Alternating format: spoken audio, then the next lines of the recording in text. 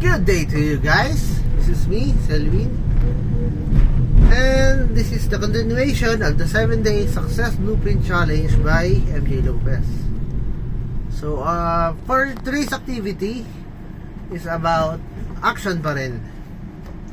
So, dito sisimulan ko pa unti-unti yung isa sa mga malalaking goal ko. So, abangan nyo na lang. Yung goal ko ngayon makapag-jogging ng 7 kilometers 7 kilometers ng balikan. So, yun lang.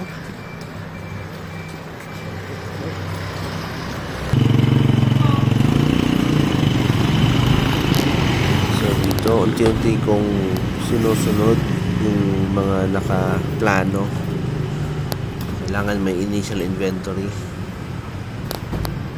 Importante yung planning, pero dapat mas importante rin yung action. Kahit mga maliliit na action, napakahalaga nun. Basta palaging consistent. Masaya at nakaka-excite mag-planning, pero mas masaya kung may action.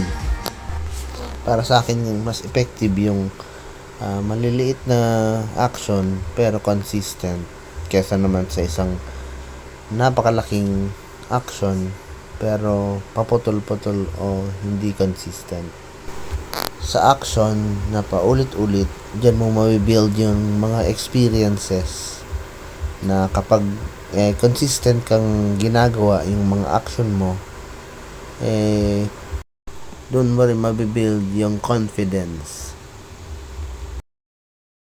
Sa habang ginagawa mo yung mga malalaking goal, huwag mo rin pababayaan yung mga maliliit na goal.